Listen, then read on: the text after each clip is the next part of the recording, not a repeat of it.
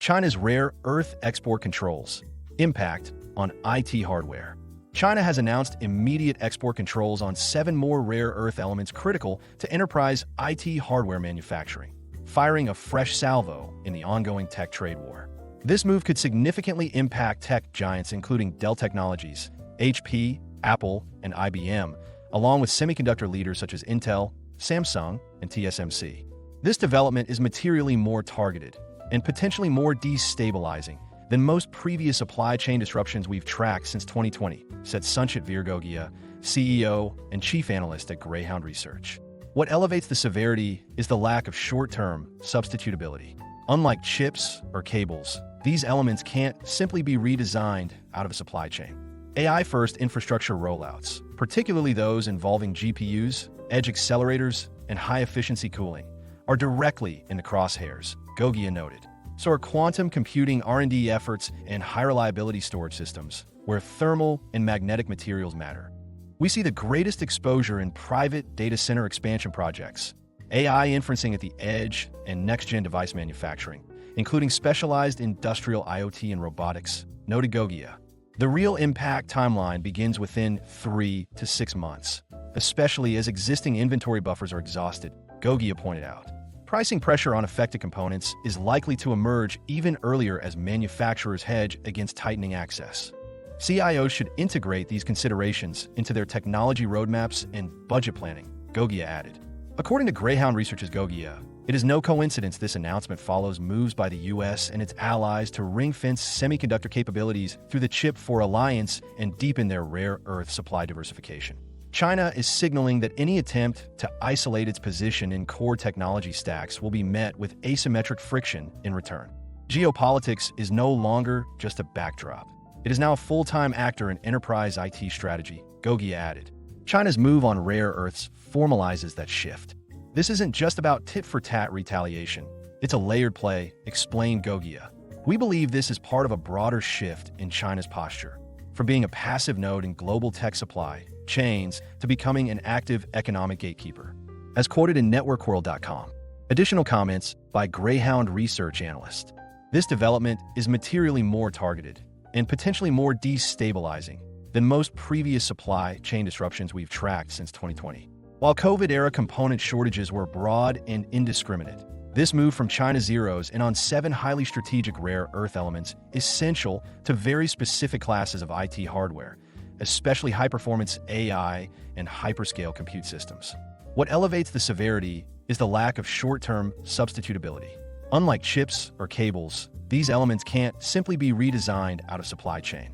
Many of them, like dysprosium and terbium, are fundamental to permanent magnets and cooling systems, high-density storage, and AI accelerator infrastructure. From a CIO perspective, the real impact timeline begins within 3 to 6 months, especially as existing inventory buffers are exhausted. Pricing pressure on affected components is likely to emerge even earlier as manufacturers hedge against tightening access. At Greyhound Research, we believe this ranks as one of the most precision-calibrated supply chain risks the enterprise IT sector has faced in over a decade, not because of volume impact, but because of strategic concentration risk and timing in the middle of a global AI infrastructure build-out. This move mirrors patterns observed in earlier trade tensions, where geopolitical strategies significantly impacted supply chains. As highlighted in a recent research report that we at Greyhound Research penned, the tariffs missed Indian IT, but the shockwaves won't. Such actions have historically led to ripple effects across global markets, underscoring the need for enterprises to diversify their supplier base and enhance resilience against geopolitical shifts. AI-first infrastructure rollouts, particularly those involving GPUs, edge accelerators, and high-efficiency cooling, are directly in the crosshairs. So are quantum computing R&D efforts and high-reliability storage systems, where thermal and magnetic materials matter. We see the greatest exposure in private data center expansion projects, AI inferencing at the edge, and next-gen device manufacturing, including specialized industrial IoT and robotics that rely on compact high-performance materials. CIOs betting on localized, AI-enriched compute will need to account for possible BOM, bill of materials, changes, delivery slippage, and vendor reprioritization. Our early reads from Greyhound Infrastructure Pulse 2025 indicate a softening of enterprise confidence in deploying large-scale on-prem AI workloads without vendor co-commitment on hardware traceability. Meanwhile, we expect to see increased preference for modular, vendor-managed consumption models, like AI as a service, that abstract some of this material risk away from enterprise buyers. This will almost certainly influence budgeting decisions through 2026, with higher scrutiny around capital-intensive hardware projects and growing demand for visibility into upstream supplier risk management. These shifts align with broader IT investment recalibrations we're observing in response to trade policy shifts, especially in North America and parts of the EU. Enterprises are now being forced to make trade-offs not just between vendors, but between risk archetypes. Do they want faster innovation from complex, globalized supply chains or slower cycle from sovereign, traceable ones? That question is no longer theoretical. This isn't just about tit-for-tat retaliation, it's a layered play. While the immediate trigger may be recent U.S. export restrictions on AI chips and lithography equipment, this action clearly fits into China's longer-term strategic calculus. Rare earths have always been part of China's asymmetric advantage in global tech policy. What's changed now is the timing and messaging, and both are deliberate. It's no coincidence this announcement follows moves by the U.S. and its allies to ring-fence semiconductor capabilities through the Chip 4 Alliance and deepen their rare earth supply diversification. China is signaling that any attempt to isolate its position in core technology stacks will be met with asymmetric friction in return. At Greyhound Research, we believe this is part of a broader shift in China's posture, from being a passive node in global tech supply chains to becoming an active economic gatekeeper. It's no longer about just defending national interest. It's about reshaping dependency patterns in their favor. This reflects a broader shift we've seen playing out across multiple fronts, from tariffs to chip policy. As we argued in our tariff analysis, geopolitics is no longer just a backdrop. It is now a full-time actor in enterprise IT strategy. China's move on rare earths formalizes that shift. The clarity will come not from Beijing's words, but its exceptions. If we begin to see selective export approvals to friendly partners or narrow industrial exemptions based on reciprocal concessions, that's a strong indicator this is a pressure tactic, not a foundational policy shift.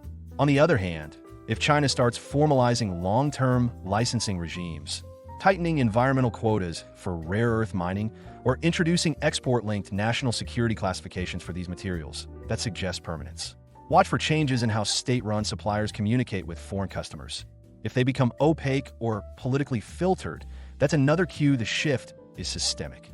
At Greyhound Research, we're advising enterprise clients to treat this as a strategic fault line, not a short-term glitch. Even if this specific move is dialed back, it won't be the last. The global AI infrastructure race is no longer just about algorithms. It's about atoms and who controls them. As we noted in the tariffs missed Indian IT, but the shockwaves won't. These moves often come in waves, not single strikes.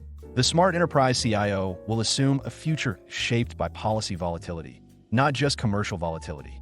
And that means treating sourcing, licensing, and geopolitical monitoring as part of core IT governance, not a side function of legal or procurement. Analyst in focus, Sanchit Gogia. Sanchit Gogia, or SVG as he is popularly known, is a globally recognized technology analyst, innovation strategist, digital consultant, and board advisor. SVG is the chief analyst, founder and CEO of Greyhound Research, a global, award-winning technology research, advisory, consulting, and education firm. Greyhound Research works closely with global organizations, their CXOs, and the board of directors on technology and digital transformation decisions. SVG is also the founder and CEO of the House of Greyhound, an eclectic venture focusing on interdisciplinary innovation. Copyright policy. All content contained on the Greyhound Research website is protected by copyright law and may not be reproduced, distributed, transmitted, displayed, published, or broadcast without the prior written permission of Greyhound Research or, in the case of third-party materials, the prior written consent of the copyright owner of that content. You may not alter, delete, obscure, or conceal any trademark, copyright, or other notice appearing in any Greyhound Research content. We request our readers not to copy Greyhound Research content and not republish or redistribute them, in whole or partially, via emails or republishing them in any media, including websites, newsletters, or intranets. We understand that you may want to share this content with others, so we've added tools under each content piece that allow you to share the content. If you have any questions, please get in touch with our community relations team at connect@thoffer.com.